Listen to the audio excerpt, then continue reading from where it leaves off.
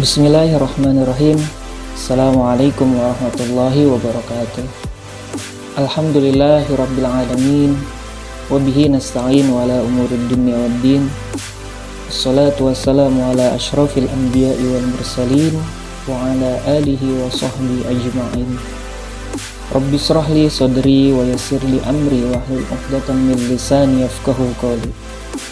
Amma ba'du. Qala Allah Ta'ala fi kitabihil karim wa huwa asdaqul qail. A'udzu billahi minasyaitonir rajim. Bismillahirrahmanirrahim. Ya ayyuhallazina amanu idza qila lahum tafassahu fil majalis fahabsahu yafsahillahu lakum wa idza qila inshuzu fanshuzu yarfa'illahu allazina amanu minkum wallazina utul ilma darajat. Wallahu bima ta'maluna khabir. Alhamdulillah, puji serta syukur kehadirat Allah Subhanahu wa taala sehingga kita dalam keadaan sehat walafiat, tentunya dalam keadaan begitu ceria, dalam keadaan takwa dan beribadah kepada Allah Subhanahu wa taala. Salawat teriring salam tak lupa kita hanturkan kehariban junjungan kita, yaitu Nabi besar Muhammad sallallahu alaihi wasallam, yang telah membawa umatnya minaz zulumati ilan nur, minad dolalah ilal inayah. Dalam konten kali ini saya ingin membahas tentang kewajiban seorang muslim dalam menuntut ilmu. Para sahabat sekalian, dimanapun Anda berada, menuntut ilmu adalah sebuah kewajiban bagi setiap kaum muslim.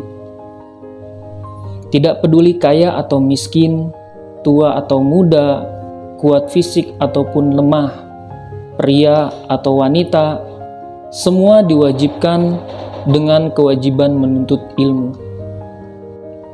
Baginda tercinta Nabi Muhammad SAW bersabda, "Thalabul ilmi faridatun ala kulli muslimin." Itu menurut saya itu hadis yang diriwayatkan oleh hadis riwayat Ibnu Majah. Nah, hadis-hadis yang diriwayatkan oleh para sahabat-sahabat itu merupakan hadis yang disinggah bagaimana kita seorang muslimah tentunya itu yang diwajibkan dalam menuntut ilmu. Nah, dari hadis tersebut sudah sangat jelas mengenai kewajiban menuntut ilmu. Yang menjadi pertanyaan kita semua, ilmu apa yang sebenarnya wajib dipelajari?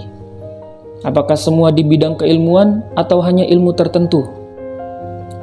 Para sahabat sekalian, dalam kitab Ta'alim Muta'alim disebutkan bahwa kewajiban menuntut ilmu bagi setiap muslim ini tidak untuk sembarang ilmu, tapi terbatas pada ilmu agama dan ilmu yang menerangkan cara bertingkah laku untuk bermuamalah sesama manusia. Yang dimaksud ilmu agama adalah ilmu untuk mengajarkan setiap kewajiban agama. Sebagai contoh, ketika seorang muslim diwajibkan untuk menghadiri sholat, maka dia harus mengetahui ilmu yang dikaitkan dengan sholat seperti syarat sah sholat, rukun sholat, wudhu, dan lain sebagainya. Para sahabat sekalian, seorang muslim apabila dia hendak melakukan sesuatu perbuatan, maka wajib baginya untuk menuntut ilmu tentang perbuatan yang akan diperbuat tersebut. Sebagai contoh lagi, seorang pedagang harus mengetahui tentang ilmu jual beli sebelum ia terjun ke pasar. Hal ini dilakukan sebagai kehati-hatian agar tidak terjerumus kepada keharaman. Sehingga melakukan ibadah sekalipun kita mesti mengetahui ilmunya terlebih dahulu. Bagaimana mungkin kita beribadah kepada Allah tapi kita tidak paham apa ilmunya berkaitan dengan ibadah tersebut? Bukannya kita mendapatkan pahala, hal tersebut justru akan mendapatkan dosa. Al-Imam Ghazali dalam kitab Minhajul Abidin berkata, bagaimana mungkin engkau beribadah kepada Allah sedangkan engkau tidak memiliki pengetahuan tentangnya. Karena kewajiban bagimu untuk memiliki ilmu tentang ibadah-ibadah yang disyariatkan, seperti bersuci, sholat, berpuasa, berzakat, dan lain sebagainya. Berikut dengan hukum serta syarat-syaratnya agar engkau dapat beribadah dengan benar. Para sahabat sekalian, karenanya di akhir kultum saya ini, saya mengajak kepada para sahabat-sahabat semua, bukan hanya di kalangan-kalangan NU, di kalangan Ansor, Banser, beserta Bandung-Bandung yang lain, untuk tetap semangat dalam mengkaji ilmu agama. Sesibuk apapun kita, sudah selayaknya kita menyisihkan sedikit waktu kita untuk kita mendapatkan ilmu yang lebih, terutama ilmu agama. Itu merupakan sebagai bekal kita untuk menuju ke akhirat nanti.